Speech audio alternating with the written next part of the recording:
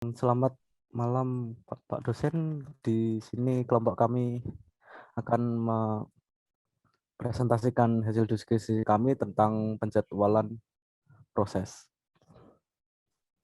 Kelompok kami terdiri dari teman saya Kevin Samuel Marpaung, saya sendiri Alif Syastika Mandiri, dan Oksan M. Klamasi.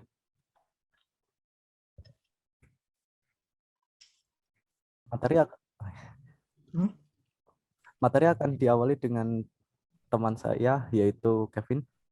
Oke. Jadi pada kali ini kami membuat dalam berbagai subbab, mulai dari penjawalan CPU, siklus burst, CPU M atau K, penjawalan primitif, penjadwalan non primitif, kriteria penjadwalan, dan algoritma penjadwalan. Dimulai dari penjadwalan CPU, yaitu adalah suatu proses pengaturan atau penjadwalan proses atau yang disebut dengan siklus burst yang berjalan pada komputer. Penjadwalan ini dibagi menjadi dua, yaitu primitif dan non-primitif.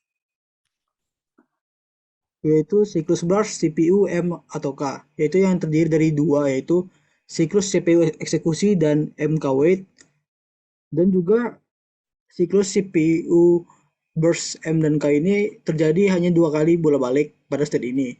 Karena itulah disebut siklus burst CPU M atau K. Penjadwalan primitif, yaitu adalah sebuah kemampuan operasi sistem untuk memberhentikan proses yang sedang berjalan, untuk memberikan ruang kepada proses yang prioritasnya lebih tinggi. Penjadwalan primitif ini melibatkan mekanisme interupsi yang menyerap proses yang sedang berjalan, dan memaksa sistem untuk menentukan proses mana yang akan dieksekusi. Contohnya adalah Windows 95, Windows XP, Linux, Unix, Amiga OS, Mac OS X, dan Windows NT. Sekarang penjadwalan non-primitif, yaitu adalah sebuah jenis penjadwalan di mana sistem operasi tidak pernah melakukan context switch dari proses yang sedang berjalan ke proses yang lain. Dengan kata lain, proses ini berjalan tidak bisa diinterrupt. Penjadwalan non-primitif ini terjadi jika berjalan dari running state sampai waiting state atau dihentikan. Komponen pada penjadwalan non-primitif ini adalah dispatcher, yaitu adalah sebuah modul yang memberikan kontrol CPU pada proses yang sedang berjalan. Fungsi dari dispatcher ini adalah sebagai context switching, switching dari kernel mode ke user mode, dan lompat dari suatu bagian di program user untuk mengulang program.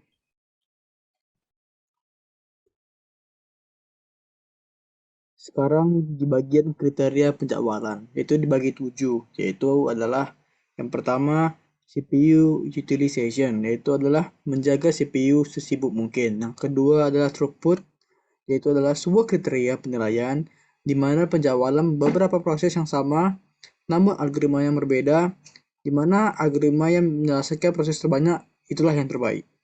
Yang ketiga adalah turnaround time, yaitu adalah sebuah jumlah periode untuk menunggu untuk dapat ke memori, menunggunya di ready queue, eksekusi CPU, dan melakukan operasi MK. Yang keempat adalah waiting time, yaitu adalah jumlah waktu yang dibutuhkan proses di antrian ready. Yang kelima adalah response time, yaitu adalah sebuah proses yang dapat memproduksi output di awal dan dapat meneruskan hasil yang baru, sementara hasil yang sebelumnya diberikan ke pengguna. Yang keenam adalah fairness, yaitu adalah sebuah algoritma yang harus memperhatikan pengawasan nilai prioritas dari suatu proses, yaitu adalah sebuah untuk menghindari terjadinya starvation CPU time. Yang terakhir adalah efisiensi, yaitu adalah rendahnya overhead dalam konteks switching. Penghitungan prioritas dan sebagainya menentukan apakah suatu algoritma efisien atau tidak.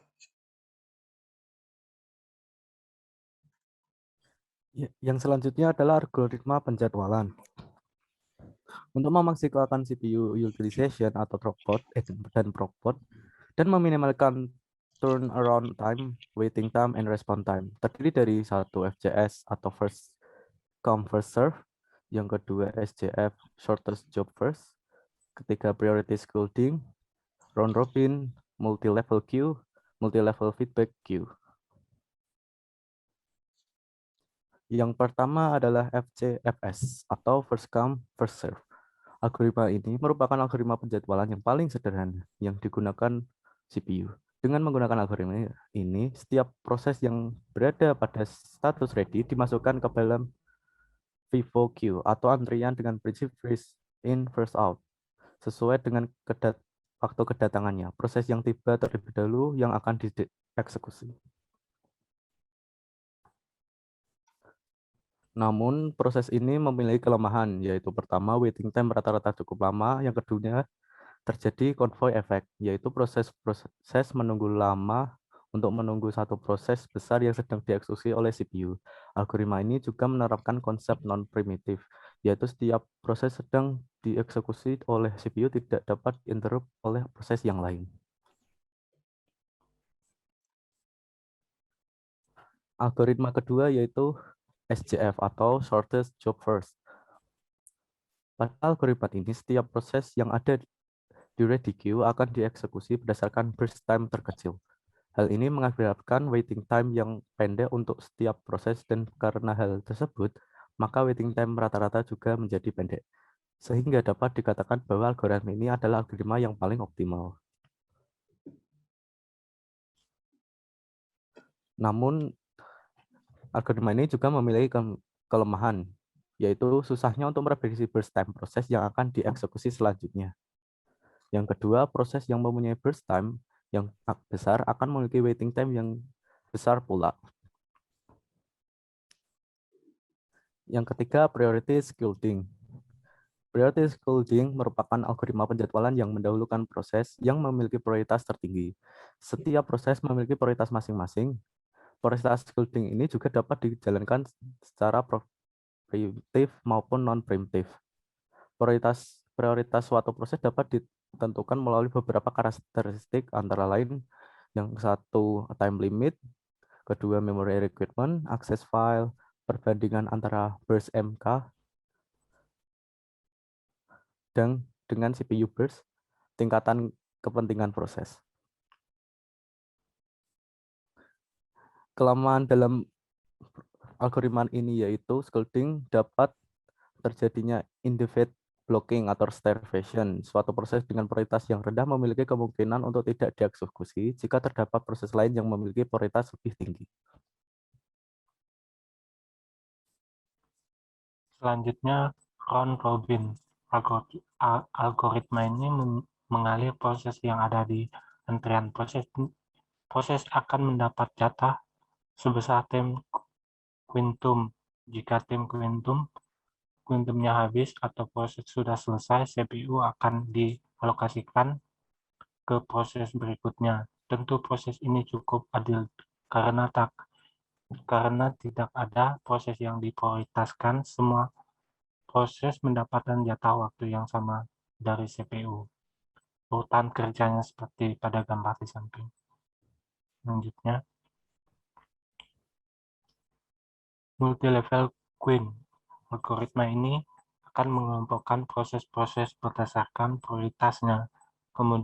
Kemudian akan didapatkan queue seperti pada gambar berikut ini. Sistem proses, interface, editing proses, batch proses, student proses. Lanjut. Multi-level queue. Dari gambar tersebut terlihat bahwa akan terjadi pengelompokan proses-proses berdasarkan prioritasnya. Dalam hal ini dapat dilihat bahwa seolah-olah algoritma dengan prioritas yang dasar adalah algoritma multi-level queue, di mana setiap queue akan berjalan dengan algoritma FCFS yang memiliki banyak kelemahan. Awal dari prioritas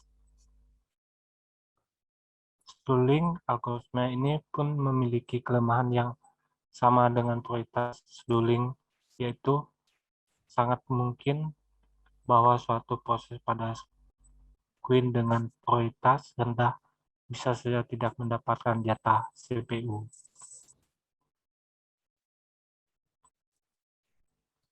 Multi-level feedback queue. Algoritma ini mirip sekali dengan algoritma multi-level queen. Perbedaannya ialah algoritma ini mengizinkan prioritas untuk pindah antrian. Jika suatu proses menyita CPU terlalu lama, maka proses itu akan dipindahkan ke antrian yang lebih rendah. Hal ini memungkinkan proses interaksi karena proses ini hanya memakai waktu CPU yang sedikit. Demikian pula dengan proses yang menunggu terlalu lama, prosesnya akan dinaikkan tingkatnya. Biasanya prioritas tertinggi diberikan kepada proses dengan CPU burst terkecil, dan begitu CPU akan terutilitasi penuh dan M per K dapat terus sibuk.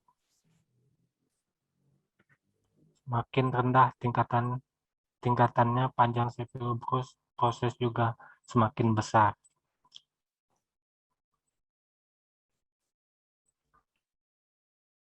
Multi-level backqueen. Algoritma ini didefinisikan melalui beberapa parameter, antara lain jumlah antrian, algoritma penjadwalan tiap antrian, kapan menaikkan proses ke antrian yang lebih tinggi, kapan menurunkan proses ke antrian yang lebih rendah, antrian mana yang akan dimasuki proses yang membutuhkan. Dengan definisi seperti tadi, membuat algoritma ini sering dipakai karena algoritma ini dikonfirmasi ulang supaya cocok dengan sistem. Tapi untuk mengetahui mana penjadwalan terbaik, kita harus mengetahui nilai parameter tersebut. Terima kasih.